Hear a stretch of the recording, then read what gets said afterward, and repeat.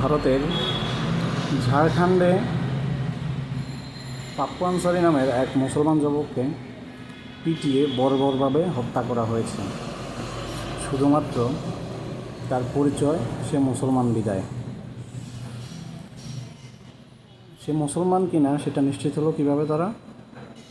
তাকে বিবস্ত্র করা হলো। বিবস্ত্র করার পরে যখন তারা নিশ্চিত হলো এই মুসলমান, মানে তাদের কাছে হত্যাযোগ্য, তখনই তাকে কুড়াল দিয়ে, তীর দিয়ে, আরও দেশীয় অস্ত্র দিয়ে হত্যা করা হলো। কিন্তু এ নিয়ে ভারতে কোনো প্রতিবাদ নেই।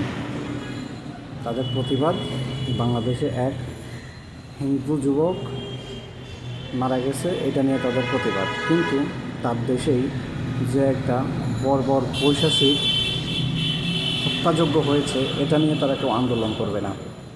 ব্যবধানটা এখানেই। তারা তাদের ধর্মের জন্য, সেটা যদি 7 সাগর দূরেও হয়, ধর্মীয় একজন লোক যদি মারা যায় তার জন্য তারা প্রতিবাদ করবে। আর বিশেষ করে সেটা যদি বাংলাদেশে হয় তাহলে তার কোনো কথাই নাই।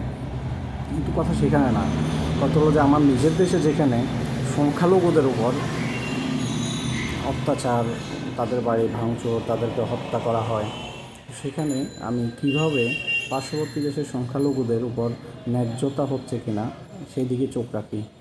আমি অন্য দেশের ন্যায্যতা হচ্ছে কিনা সেদিক চোখ রাখতে গেলে আগে আমাকে দেখতে হবে আমার দেশে আমি আমার সংখ্যালঘুদের সাথে ন্যায্যতা করছি কিনা। কিন্তু এ নিয়েও কোনো প্রতিবাদ সমাবেশ হবে না, কারণ মুসলমান মরলে, মুসলমান যখন মারা যায় আমাদের কলিজায় লাগে না, তো তাদের কলিজায় লাগে যখন হিন্দু মরে। ব্যবধানটা এখানেই। আমার নামে মুসলমান কিন্তু কাজে না। তো এর ভিতরেও দেখবেন অনেক ভারতীয় চেতনাবাজ আছে, তারা ভারতের এই যে অযৌক্তিক আন্দোলনগুলোকে তারা সম্মতি জানায়। জানি না কোন ভিত্তিতে তারা সম্মতি জানায়, কিন্তু যেহেতু তাদের বিভিন্ন কার্যকলাপে তারা সম্মতি জানায়, তো এখন এসে তারা এখানে সম্মতি প্রকাশ করুক। যেহেতু সে নিজেকে বা তারা যদি নিজেদেরকে মুসলমান হিসেবে দাবি করে, তাহলে যখন একজন ভারতীয় মুসলমানকে মেরে ফেলা হয়েছে, আসেন প্রতিবাদ করি সবাই একসাথে।